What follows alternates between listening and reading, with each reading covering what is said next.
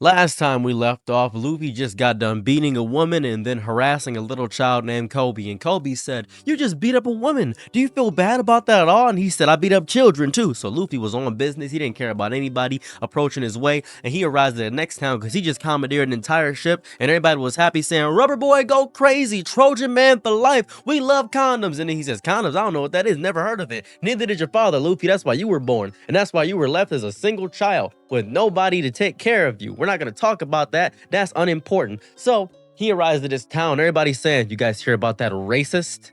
They tied him up and crucified him, much like Jesus Christ before him." And Luffy says, "A racist? I don't know what a racist is. I never heard of that. I wonder, that sounds like he's strong. Racists sound powerful." And then Kobe says, "Well, that's Pirate Hunter Zoro." Pirate Hunter Zoro? Who is that?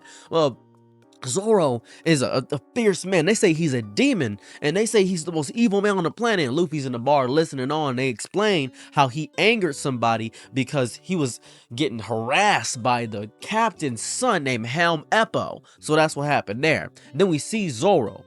Zoro's first appearance is not grandiose. He's tied to a post to the sun, dehydrated, stained with pain, and made into a symbol. That's what happened. That's what he was, a symbol for his people, the races. So how did this happen? How did Zoro get there? Well, Zoro was obviously didn't want to fight against all the Marines. He was obviously adjacent to the Marines. He was hunting pirates and the Marines were hunting pirates. He was basically a bounty hunter. One of the only 4 bounty hunters we see in the entire series. Really important to point that out because there's only about 4 of them. We don't never hear about bounty hunters after this ever again. Just Zoro was the only one. He pops up. And then Helmeppo says, "All right, don't worry. Hey, don't worry. I'm not going to do nothing bad to you. I'll let you go free if you stay here for a few days." He said, "Few days? How long? 10 days, weeks, something like that? It depends on how I'm feeling." Zoro says, "Cool, you know what? That's fine." And Helmeppo actually is a prolific liberal. You may not know that. Helmeppo was a liberal because Zoro was talking racist. Zoro was saying, "I hate black people," and all this other stuff. And he thinks that they're worth 3/5 of a person. And Helmeppo wasn't standing for it. So Helmeppo said, "Hey man, how would you like to go through the pain black people go through?" He said, "I can do anything a black person can do." And Zoro's just staring like, "I can do this. I can figure it out." And then a little girl says, "I know you're racist, but Martin Luther King taught us to be good." He said, "Get out of my face. Talk about Martin Luther Prince." "But it's King Jr. That's a prince. A King Jr. is a prince." And she dropped it down. And then she said, "That white rice? I do like white rice. Dang, that's ridiculous. I should have ate that rice ball on the ground. Should have just ate that." And it's interesting how he's turned to this symbol. Not a symbol of punishment, but a symbol of control. The world government, through Captain Morgan, has strung him up to rot. It's not even because he broke the law. It's because he refused to bow to these liberal lefties. Conservative hunters, conservative hero Zoro refuses to do that.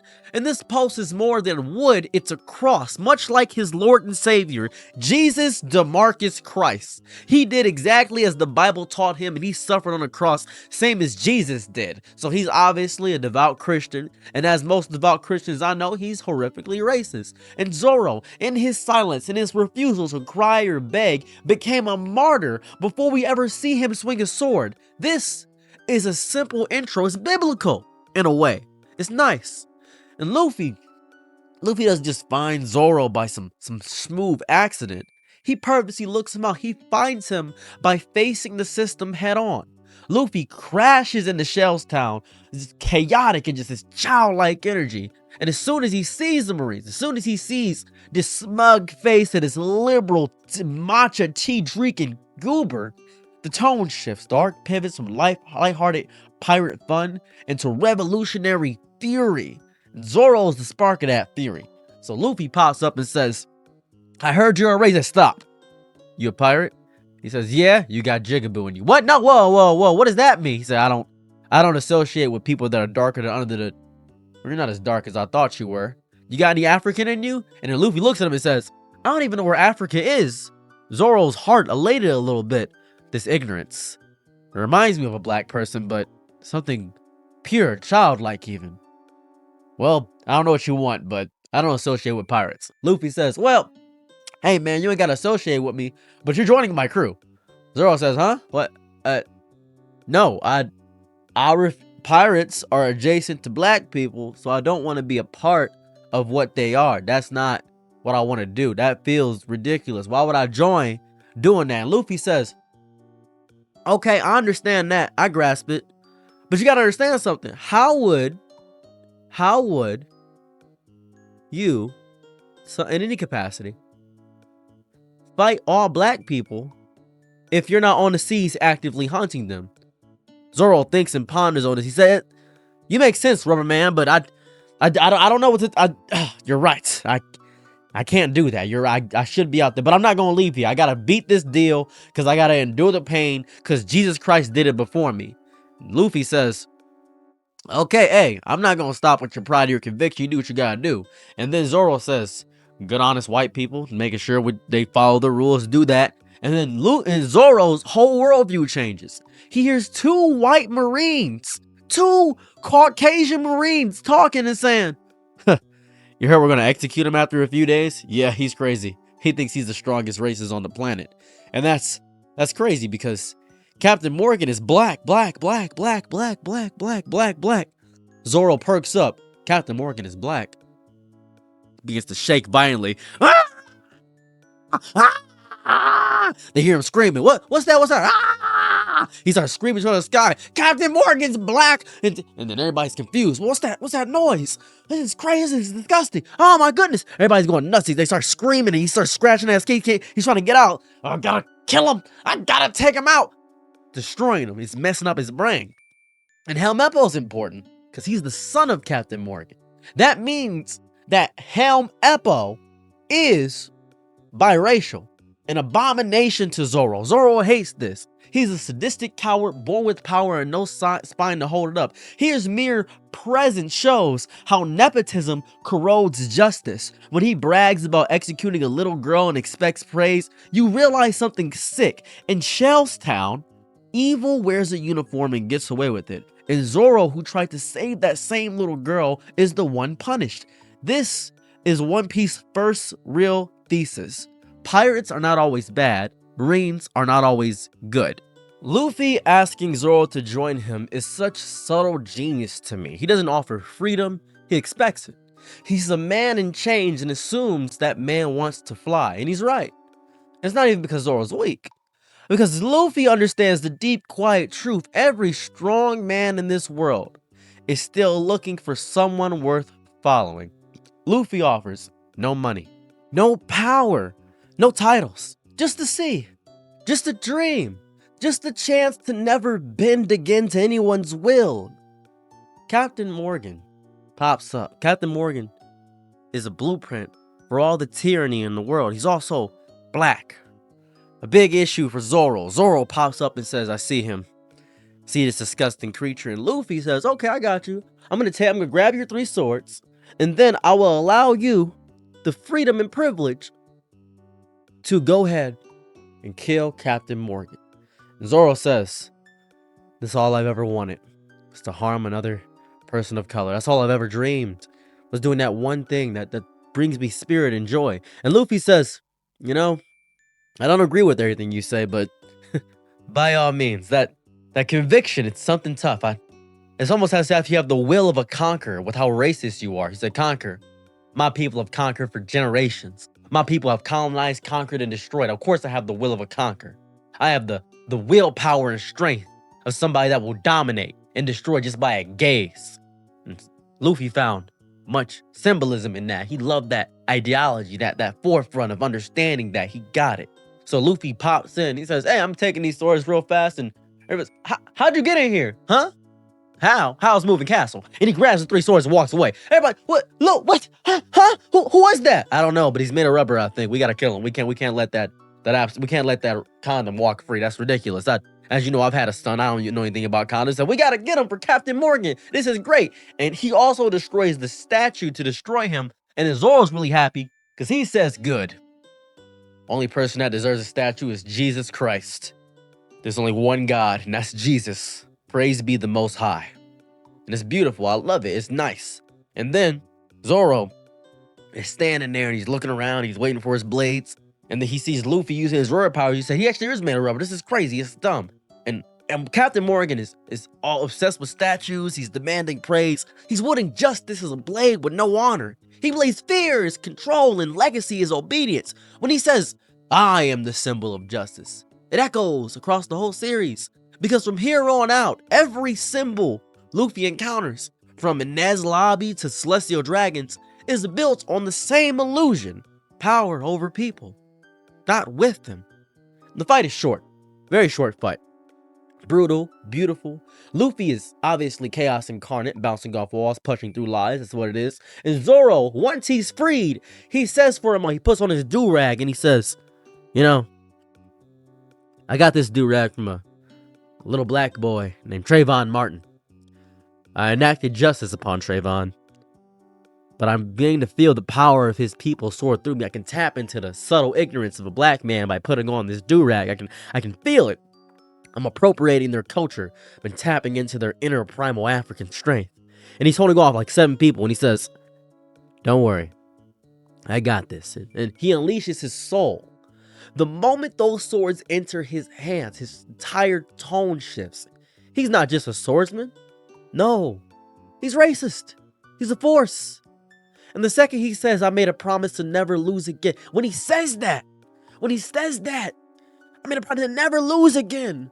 The series finds his spine. His fight isn't against Morgan. No, it's against the entire black race and faith. Against the ceiling, against history itself, against years of oppression that he wants to bring back. He wants to bring back Jim Crow. So he unleashes 3/5 style. Jim Crow era breathing, and he takes him out. One taps him. It's crazy. What I enjoy is the aftermath of the entire fight, because it makes me realize something about the entire series. See, he joins Luffy not because Luffy is offering something grandiose or something amazing.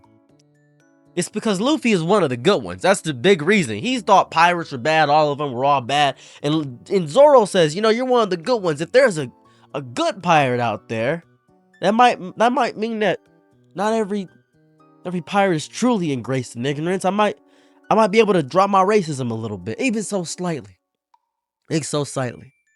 And now he walks beside the only man crazy enough to try changing the world without becoming its slave. In Shellstown is a microcosm of the Grand Line. Because this is basically what the series is going to be for the entire show. It's corrupt leadership, complicit masses, one tyrant holding the system together through fear. And that's basically what it is. And Luffy topples a regime. That's when he defeats Morgan. Well, Zoro defeated Morgan. This is maybe the only arc in which Zoro takes out the stronger opponent and Luffy takes out somebody else. Very interesting. That's because Zoro had to kill the black person. That's what it is. And it's only basically the second episode. And One Piece tells you right here what it's going to be. It's not a treasure hunt. It's a war of ideologies, disguised in slapstick garbage and straw hats. It starts at this episode. And Zoro is not a sidekick. He is the other half of the dream. Luffy wants freedom, Zoro wants strength, but both want truth. A world without change. A life without kneeling. And the bond forged in Shellstown isn't about shared goals. It's about shared rebellion. The will to walk into the mouth of power and grin with bloody teeth. This arc tells us that swords are not what make a swordsman. Conviction does. Zoro, without his blades, is still terrifying because what lives inside of him is unbreakable. It also tells us the true enemy isn't pirates or marines, but the narrative itself. Whoever wins shapes the narrative. One of my favorite lines is from Doflamingo, Don Quixote. I don't remember the exact line because I don't script these things, but I just wanted to get the history and the feeling of what he said. He said, children who grew up in war have different values than children who never grew up with it. History is written by the victors. Justice, is it the pirates or is justice the Marines? Well, it's both. Whoever wins is justice. Very powerful line, because that line is shown to us in the very second episode. Who gets to be called a hero? Who gets to be remembered? And who gets tied to the post and forgotten? Luffy breaks that cycle. That's why he is the coming of the dawn. Zoro survives it, and together they become something unstoppable. Somebody who's wildly racist, and somebody who has no idea about the entire concept of racism. Two halves to the same coin, because when you loop hard enough, you become a caricature of either of what you become. It's beautiful. And so Shellstown doesn't end with a feast as if every other thing does, but it ends with a promise. Luffy, the fool who defies heaven, and Zoro, the demon who remembers every scar. Two men walking toward a world that will try to kill them at every port, but that's the point. They are not just building a crew, they're building a myth. One punch, one slash, one racial slur at a time. And that's the beauty of One Piece to me. We're only beginning of the thing. We just got the second member of the crew. Thank you guys so much for checking out my video. Hope you enjoy the comedy I interject along with the analysis. I'm going to be doing these pretty semi-regularly whenever I have the free time. I don't script these. I just make them whenever I have the energy to do so. It takes a lot of energy for me to stand because I have severe nerve damage shooting down the back of my spine. But if you'd like to support with that or help my family out in any capacity, I do have a GoFundMe linked in the top comment. If you want to help, any dollar helps. If not, you just keep on pushing. Have a lovely day. Doesn't really matter to me. With that being said, hopefully you enjoyed this One Piece stuff, and if you've never seen One Piece, hopefully it gives you a reason to watch it. It's going to be a very long series. This is going to be about me explaining every nuance and small facility of One Piece, so I really do hope you enjoy it. Bye. I'm your nigga night, be my loyalties low. Ooh, happy to try what you need. Your world, I love to live in it. Ooh, I love the ride when you're free.